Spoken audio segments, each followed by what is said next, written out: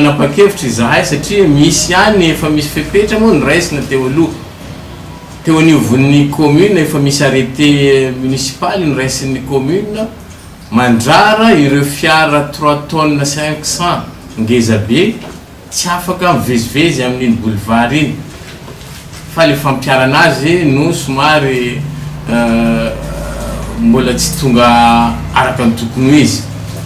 faharoa manaraka an'izay koa efa misy note préfectorale navoakan'ny préfecture mbola manamafy an'izay zany hoe tsy hazo ny fiarangeza be atao mivezivezy indrindrandrindra mipetraka iry amin'ny boro mbola namafisin'ny note ny préfecture tamin'izay aza hoe na de mandeha iry en village touristique mandeha milalao an-dranomasina iry misy toerana sasatsasany tsy azo atao mba tsy hisy amin'ny accident amin'ireny toerana tsy azo mananozan'ireny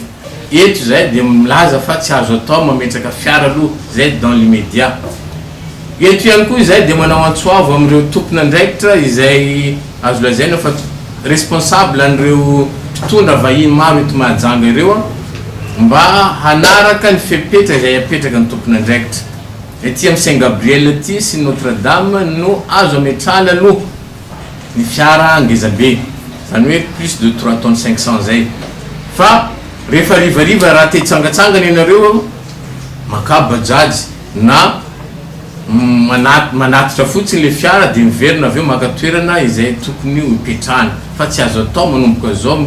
mipetraka indrindrandrindra amin'ny fiara ngezabe mipetraka ery amin'ny boro ery fa manimba na ny fidiovana ary madidididina io fofona izay avoakany manimba ihany koa ny circulation satria miteraka embouteillage matsiravina ny ho an'ny chauffeur indrindrandrindra re chauffeur mitondra an'ireo fiarangezabe kara sy ny tariny ianareo dia azo lazaina fa sarotra io asanareo chauffeur io ka alohan'ny iengany eto Mahajanga tokony misy repos 24 heures ny chauffeur fa tsy andeha tsangatsangana tsy atory any amin'ny boro any maka repos aloha 24 heures zay vao mba hitanao hoe en forme anao hitondra le fiara verina any amin'ny toerana ny alany zay ny conseil omeny any chauffeur ireo mitondra an'ireo karangezabe ireo raha hiala eto Mahajanga zany zareo mba tokony manana an'izay réflexe ahafahany maka repos izay